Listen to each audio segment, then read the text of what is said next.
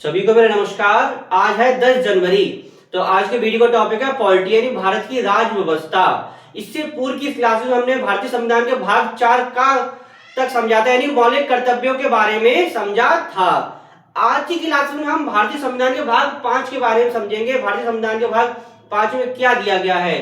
तो भारतीय संविधान के भाग 5 में संघ सरकार यानी केंद्रीय सेंट्रलाइजेशन की बात होगी। तो भारतीय संविधान के भाग 5 आर्टिकल 52 से लेकर 151 तक वर्णन किया गया यानी कि आर्टिकल 151 तक बताया गया है। तो बात करते हैं भाग 5 की। तो भाग 5 में आपका दिया गया है संघ सरकार के बारे में। तो चलिए स्टार्ट करते हैं। बात हो रही है भाग 5 की, संघ सरकार की, यानी आर्टिकल 52 से लेकर 151 तक।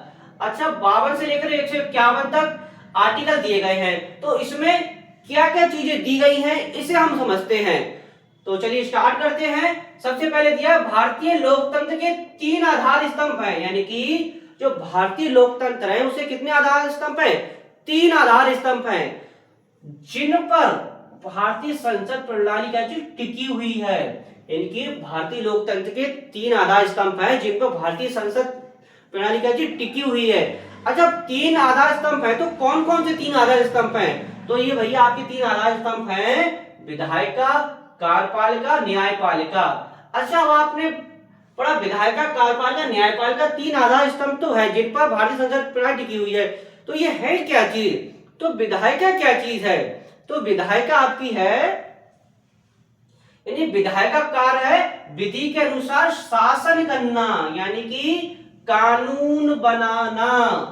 यानी विधायक का कार्य है विधि के अनुसार यानी कि कानून बनाना। किसका कार्य है? विधायिका का। कोई पूछे विधायक का क्या कार्य होता है तो क्या बताएंगे आप? विधायक का कार्य होता है विधि के अनुसार शासन करना, या कह सकते हैं कानून बनाना। अच्छा, अब आप बात करते हैं विधायिका के कितने अंग होते हैं? क्वेश्चन कभी कभी ये पूछे विधायिका के अंग कौन कौन से होते हैं? तो विधायिका के अंग होते हैं 3 अंग होते हैं। कौन कौन से होते हैं? सबसे पहले आपका आता है राष्ट्रपति, फिर आता है लोकसभा, फिर आता है राज्यसभा। इसके बाद आता है कार्यपालिका, यानी कि लोकतंत्र के 3 आधार स्तंभ थे। पहला विधायिका समझ लीजिए, दूसरा है कार्यपालिका। तो कार्यपालिका क्या चीज होती है? तो कार्यपालिका होती है इसका कार्य विधायिका द्वारा बनाए गए कानूनों व नीतियों को लागू करना। यानी कि विधायिका जो कानून बनाएगी, तो कार्यपालिका उसको क्या चीज, उन नीतियों को, कानूनों को क्या चीज लागू करेगी। कौन? कार्यपालिका। नाम से पता चल जाए कार्यपालिका, यानी कानून को लागू करेगी।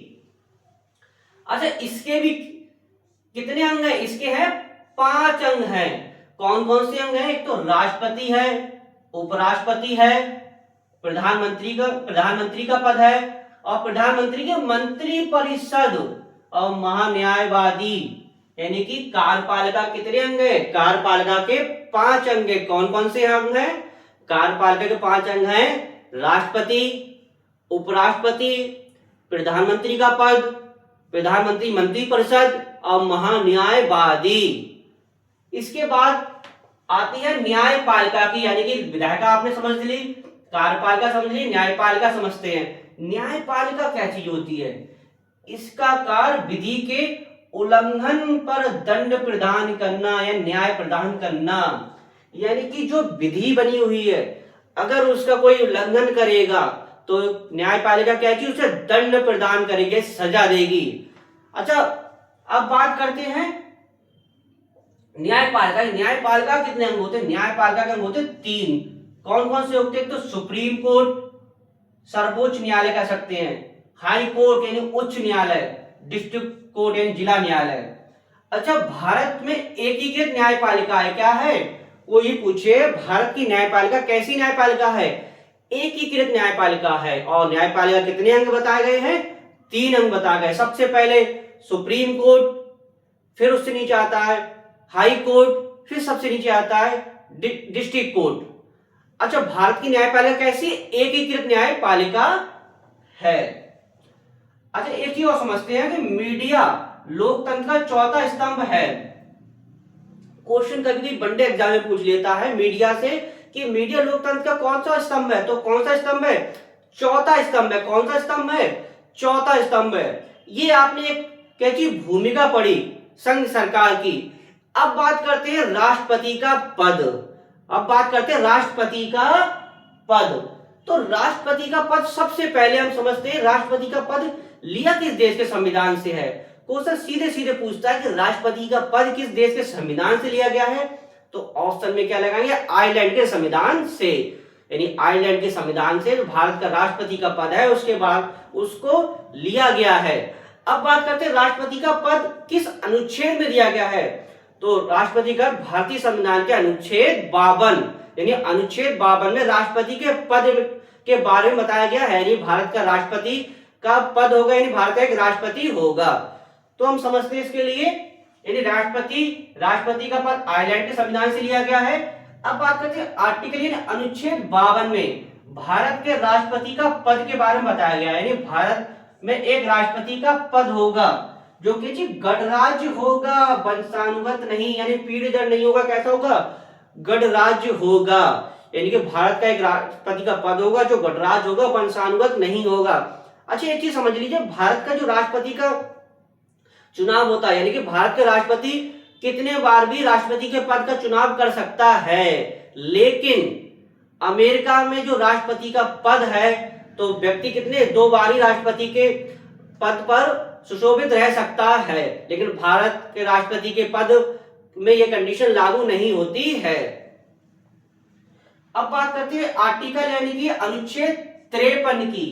तो अनुच्छेद 53 में क्या दिया गया है? संघ की शक्ति किसमें, यानी संघ की केंद्र की शक्ति किसमें? राष्ट्रपति में निहित होगी। क्वेश्चन सीधे सीधे पूछ लेता है कि संघ की शक्ति किसमें निहित होगी? प्रधानमंत्री में, राष्ट्रपति में, उपराष्ट्रपति में, एक अन्य दे देगा। तो संघ की जो शक्ति है किसमें निहित होगी? राष्ट्रपति में। यानी कि संघ की कार्यपालिका शक्ति राष्ट्रपति में क्या चीज निहित होगी। संघ के रक्षा बलों का सर्वोच्च समावेश राष्ट्रपति में निहित होगा और उसका प्रयोग विधि द्वारा किया जाएगा। यानी कि जो सर्वोच्च समावेश राष्ट्रपति में निहित होगा, यानी कि जो संघ की कार्यपालिका शक्ति होगी किसमें? यानी संघ की कार्यपालिका शक्ति राष्ट्रपति में निहित होगी। तो आज की क्लास में हमने भारतीय संविधान का भाग 5 के बारे में समझा था। यानी कि भाग 5 में क्या दिया गया, यानी भाग 5 में दिया गया था संघ के बारे में दिया गया था। इसमें हमने राष्ट्रपति के बारे में समझा, राष्ट्रपति का पद और राष्ट्रपति के जो कार्यपालिका शक्ति है जो किसमें? राष्ट्रपति में निहित होंगी। तो आशा करता हूँ वीडियो आपको अच्छा लगा हो। वीडियो को अधिक से अधिक लाइक कीजिएगा, शेयर कीजिए, कमेंट कीजिएगा। इसी के साथ वीडियो समाप्त करते हैं। नेक्स्ट वीडियो नेक्स्ट टॉपिक के साथ मिलेंगे। धन्यवाद।